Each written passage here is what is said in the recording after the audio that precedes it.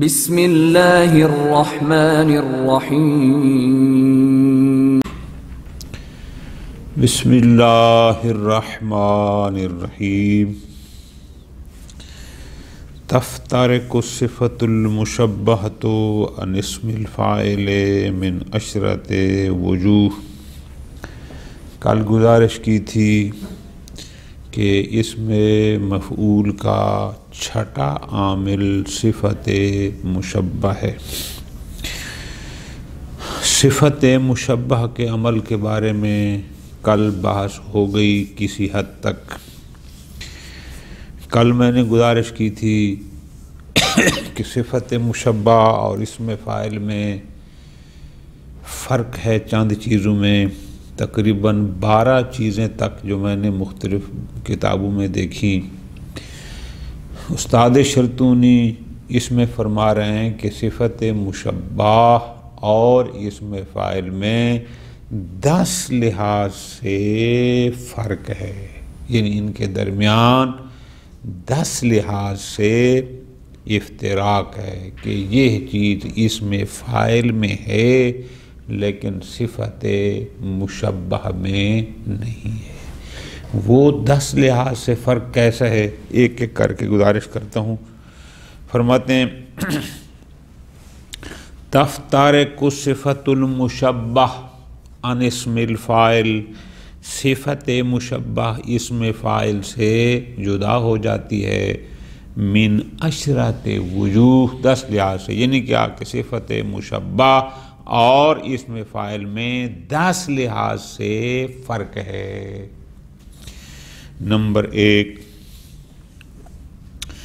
انہ یصاغ من المتعدی واللازم، کہ اسم فاعل فعل لازم سے بھی مشتق ہوتا ہے اور فعل متعدی سے بھی مشتق ہوتا ہے۔ ضاربن، ظاہر یضرب متعدی ہے اس سے مشتق ہے، قائم یقوم و لازم ہے اس سے مشتعدی ہے، پس اس کا مطلب ہے مشتق ہے۔ اسم فاعل فعل لازم اور متعدی دونوں سے مشتق ہوتا ہے۔ ہیا لا تصاغ، ہیا یعنی صفت مشبہ، جبکہ صفت مشبہ فقط فعل لازم سے مشتق ہوتی ہے، بنائی جاتی ہے۔ پہلا فرق یہ ہو گیا، ٹھیک ہو گیا۔ نمبر 2، دوسرا فرق اسم فاعل اور صفت مشبہ کے درمیان وہ یہ ہے کہ انہ یکون للازمنۃ الثلاثہ، کہ اسم فاعل ماضی، حال، استقبال تینوں زمانوں کے لیے ہوتا ہے، تینوں میں استعمال ہوتا ہے۔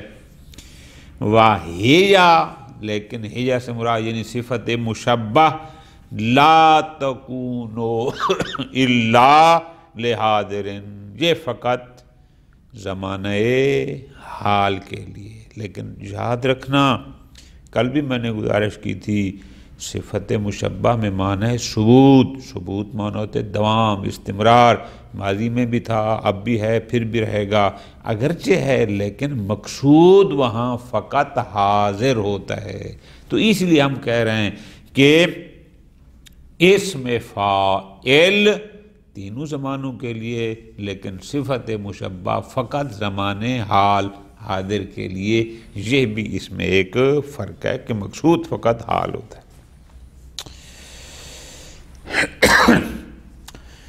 تیسرا فرق توجہ کے ساتھ وہ یہ ہے کہ انہ لا یکون الا مجاریا للمضارع، تیسرا فرق یہ ہے کہ اسم فاعل مجاریا یعنی مشابہ، کہ اسم فاعل ہمیشہ اپنے مضارع کے مشابہ ہوتا ہے وزن کے لحاظ سے۔ کس لحاظ سے؟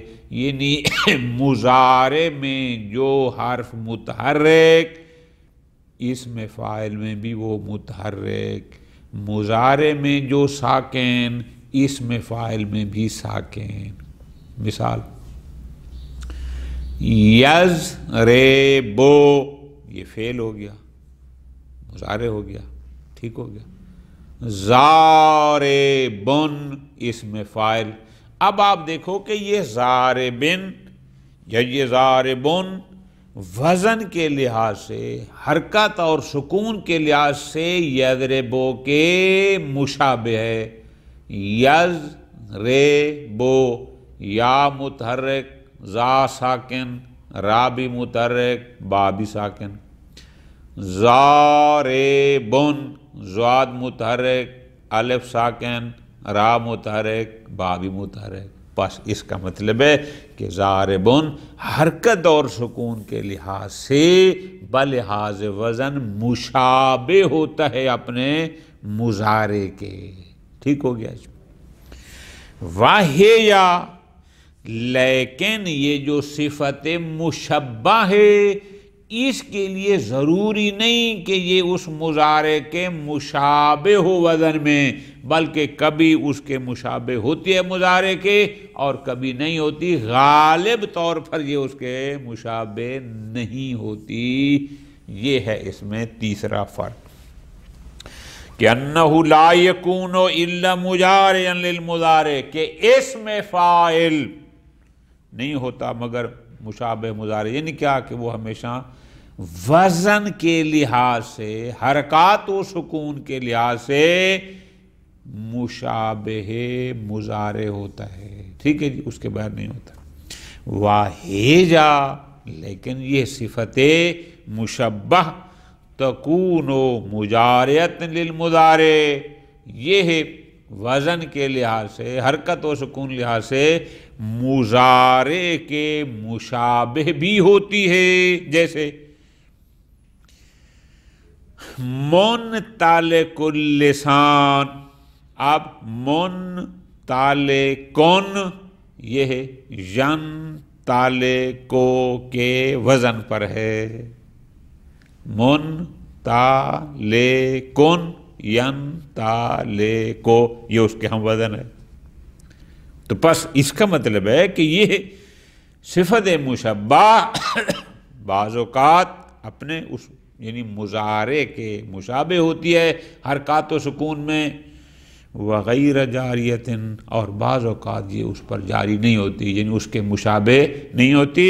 وہو الغالب، اور زیادہ طور پر صفت مشبہ مضارع کے مشابہ نہیں ہوتی۔ جیسے ظریفن، اب ظاہر ہے یہ مضارع کے مشابہ نہیں ہے۔ جمیلن، کریمن، یقیناً یہ مشابہ مضارع نہیں ہیں، وہ ثلاثی مجرد سے ہیں، وہ فرق کرو کارما سے ہے یا جاملہ سے ہے وغیرہ، ٹھیک ہو گیا۔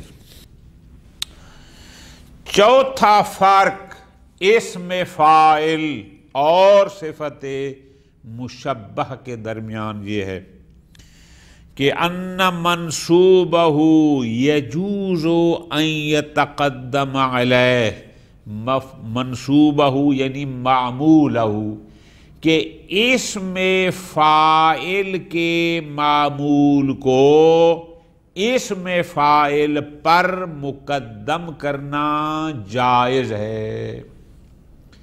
اسم فاعل کے معمول کو، یعنی اگر اس میں عامل نصب کیا ہے تو وہ منصوب ہوگا، بہرحال اسم فاعل کے معمول کو خود اسم فاعل پر مقدم کرنا جائز ہے، ٹھیک ہو گیا جی۔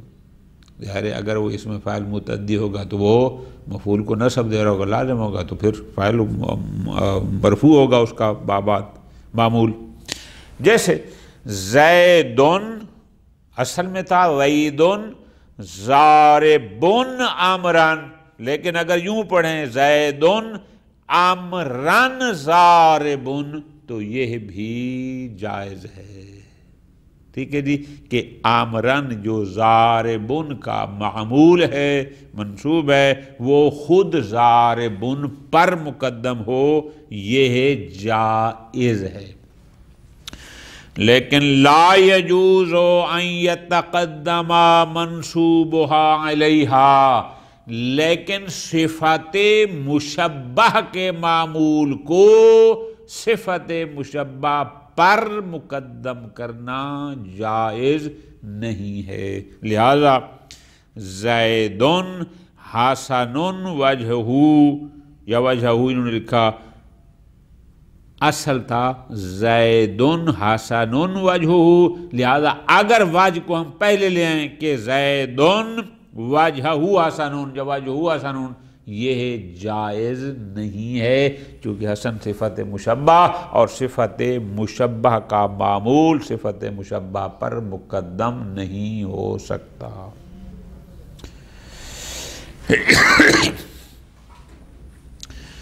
پانچواں فرق اسم فاعل اور صفت مشبہ کے درمیان وہ یہ ہے کہ ان معمولہ یکون سببیا و اجنبیا ولا یکون معمولہا الا سببیا۔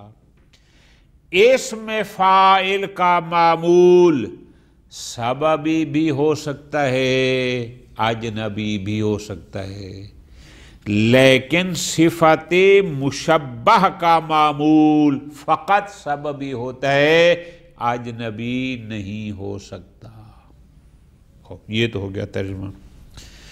کیا مطلب ہے معمول سببی اور معمول اجنبی کا؟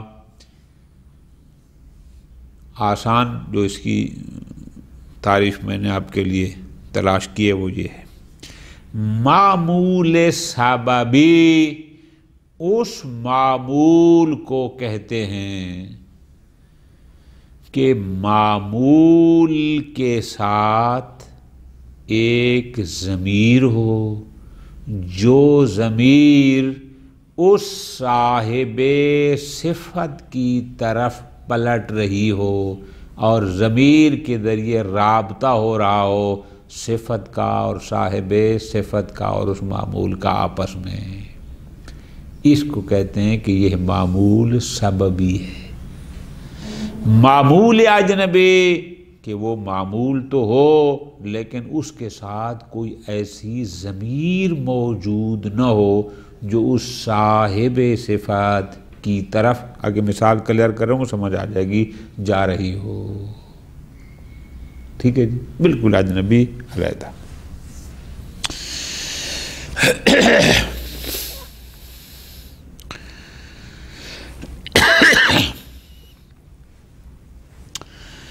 ان معمولہا یعنی معمول اسم فاعل، پانچواں فرق یہ ہے، یکون سببیاً ہو سکتا ہے کہ وہ سببی ہو، او و اجنبیاً ہو سکتا ہے کوئی اجنبی ہو۔ سببی یعنی معمول کے ساتھ ضمیر ہو، جو ضمیر اس صاحب صفات وہ جس اسم فاعل جو اس کی طرف پلٹ رہی ہو۔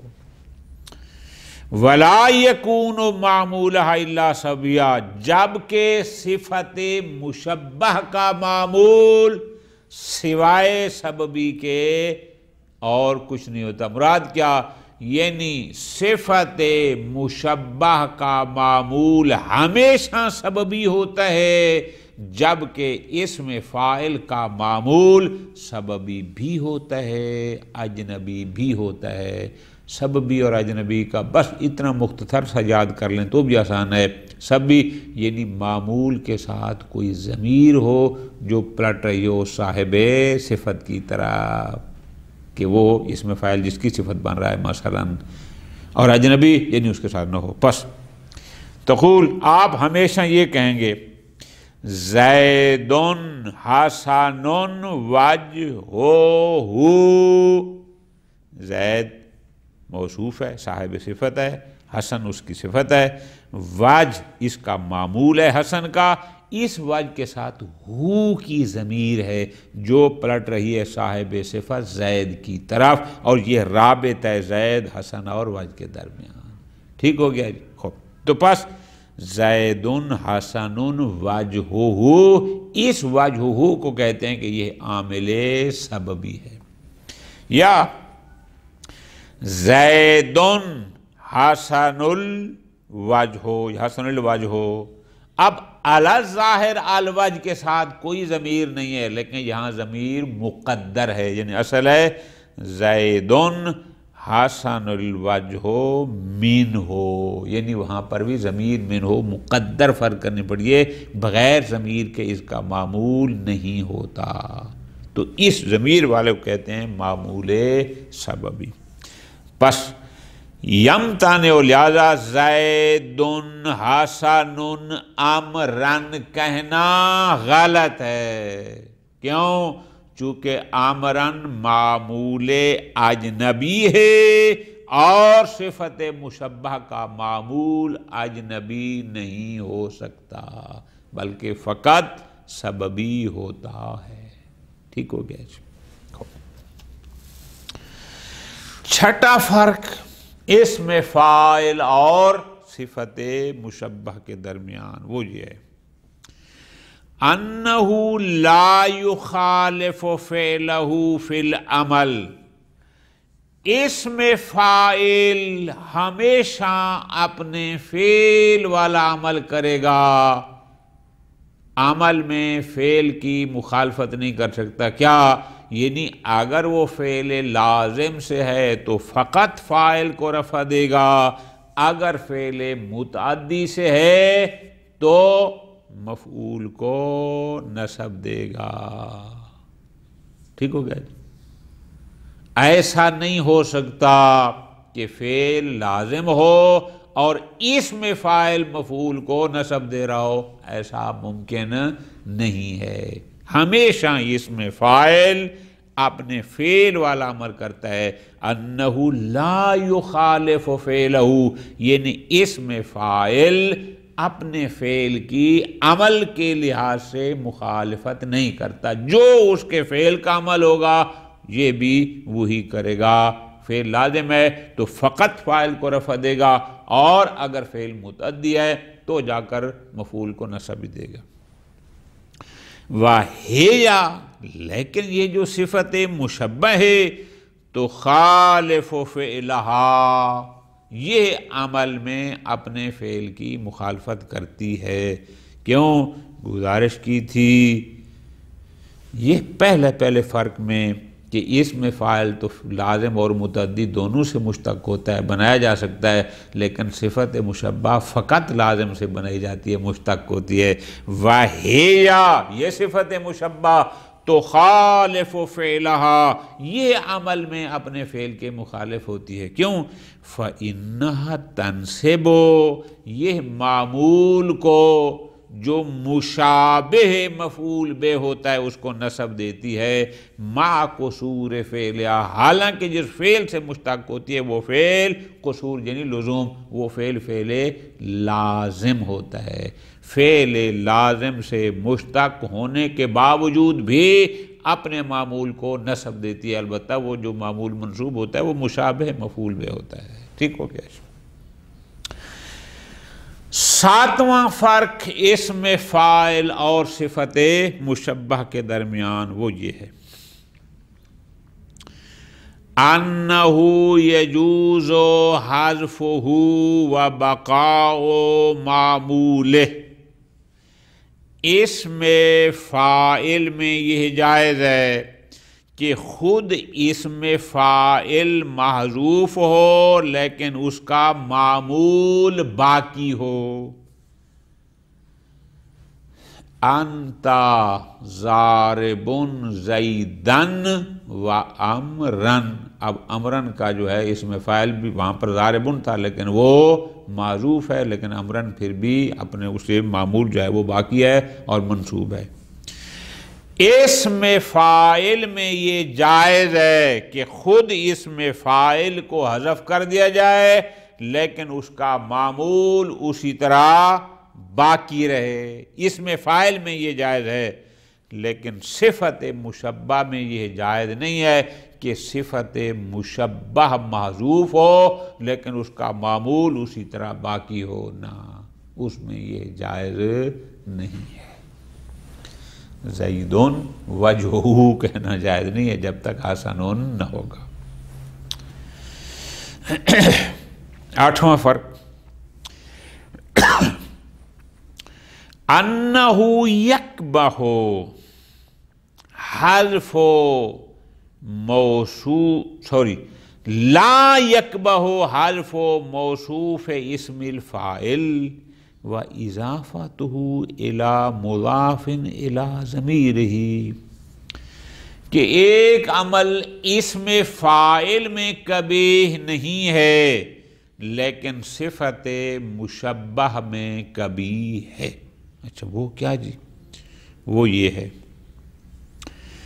کہ اسم فاعل کے موصوف کو حذف کر دیا جائے، اسم فاعل کے موصوف کو حذف کر دیا جائے اور اسم فاعل کو مضاف کر دیا جائے ایک ایسے اسم کی طرف کہ وہ اس ضمیر کی طرف مضاف ہو جو اس موصوف کی محذوف کی طرف پلٹ رہی ہے۔ اسم فاعل میں ایسا کرنا قبیح نہیں ہے، لہذا مررت برجل مکرم عدوہ یا عدوا، اس کی بجائے آپ یوں کہیں مررت بمکرم عدوہ، کہ مکرم کا جو موصوف تھا رجل اس کو حذف کر دیا جائے اور مکرم کو مضافت دے دیں عدو کی طرف، جبکہ عدو وہ مضاف ہے ضمیر کی طرف جس ضمیر کا مرجع وہی رجل موصوف محذوف ہے۔ ایسے کرنے میں کوئی قباحت نہیں ہے، ٹھیک ہو گیا؟ لیکن یقبہ، لیکن صفت مشبہ میں، کہ صفت مشبہ کے موصوف کو حذف کر دینا اور پھر صفت مشبہ کو مضاف کرنا ایک ایسے اسم کی طرف کہ جو اسم ایک ضمیر کی طرف مضاف ہو اور وہ ضمیر موصوف کی طرف جا رہی ہو، وہاں ایسا کرنا قبیح ہے۔ لہذا مررت بحسن وجہ ہی کہنا قبیح ہے، بلکہ حسن سے پہلے اس کے موصوف کا ذکر کرنا ضروری ہے۔ 8 فرق ہو گئے۔ 9، صفت مشبہ اور اسم فاعل کے درمیان 9واں فرق یہ ہے کہ انہ یفصل مرفوعہ و منصوبہ، کہ اسم فاعل کا معمول چاہے مرفوع ہو چاہے منصوب ہو، اس معمول اور اسم فاعل کے درمیان فاصلہ کیا جا سکتا ہے، کہ اسم فاعل اور اس کے مرفوع کے درمیان، اسم فاعل اس کے منصوب یعنی اس کے معمول مرفوع یا منصوب کے درمیان کوئی فاصلہ آ جائے تو کوئی حرج نہیں ہے، ٹھیک؟ لیکن یمتنع فیہا، صفت مشبہ میں صفت مشبہ اور اس کے معمول کے درمیان جمہور نحات کہتے ہیں کہ یہ فاصلہ کرنا ممتنع ہے، یہ درست نہیں ہے، ٹھیک ہو گیا جی؟ لہذا انا ضارب فی الحرب زیدن کہنا صحیح ہے کہ ضارب اور زیدن کے درمیان مثلاً فی الحرب کا فاصلہ آ جائے، لیکن زیدن حسن فی الحرب وجہو، کہنا صحیح نہیں ہے، ممتنع ہے کہ حسن اور وجہ کے درمیان فی الحرب کا فاصلہ آ جائے، یہ جمہور نحات کہتے ہیں کہ یہ ممتنع ہے، یہ جائز نہیں ہے۔ 10واں اور آخری فرق اسم فاعل اور صفت مشبہ کے درمیان وہ یہ ہے کہ انہو یجوز اتباع مجرورہ علی المحل عند من لا یشترط المحرزہ۔ عطف کبھی عطف بر لفظ ہوتا ہے کہ معطوف علیہ کے لفظ پر عطف کیا جاتا ہے معطوف کا، اور کبھی عطف محلی ہوتا ہے کہ لفظاً نہیں محل معطوف علیہ پر عطف کیا جاتا ہے۔ ٹھیک ہو گیا؟ یہ ایک باریک سی بات ہے، اللہ کرے میں سمجھا سکوں، وہ یہ ہے کہ اسم فاعل کے مجرور پر عطف بر محل کر سکتے ہیں، البتہ ان کے نزدیک جو محرز کو شرط قرار نہیں دیتے۔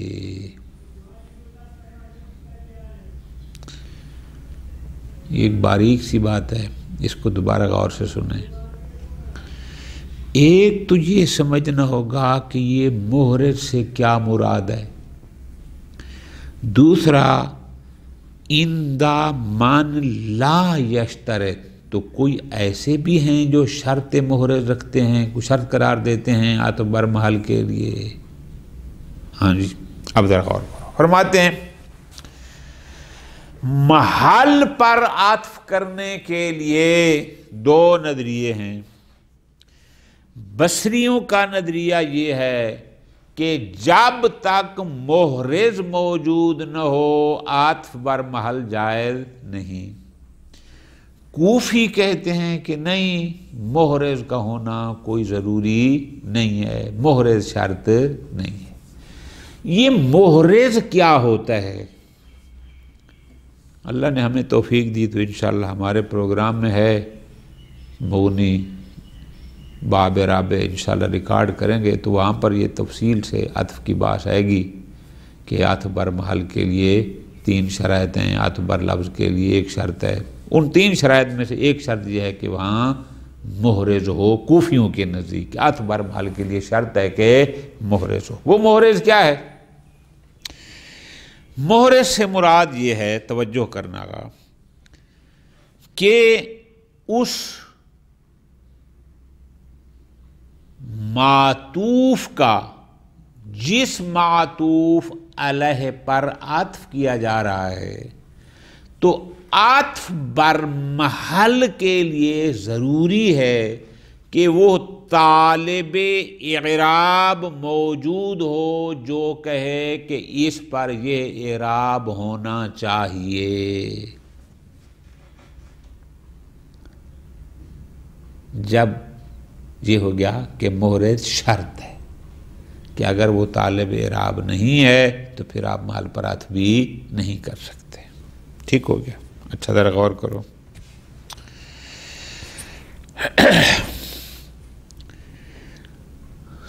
لیسا زیدن بقائمن ولا قائدن۔ لیسا نواسخ میں سے ہے، زیدن اس کا اسم ہے، چونکہ وہ چاہتا ہے اسم مرفوع اور خبر منصوب ہو۔ بے قائم لفظاً مجرور ہے، چونکہ با آ گئی، اگر نہ ہوتا تو ہم کہتے لیسا زیدن قائمن، با جارہ کی وجہ سے یہ بن گیا بے قائے من۔ اب آگے آ رہا ہے ولا قائد، اب ہم اس قائد کو قائم کے محل پر عطف کر رہے ہیں، چونکہ وہ قائم محلن منصوب تھا، لفظاً مجرور تھا با جار کی وجہ سے، تو ہم نے کہا ولا قائدن۔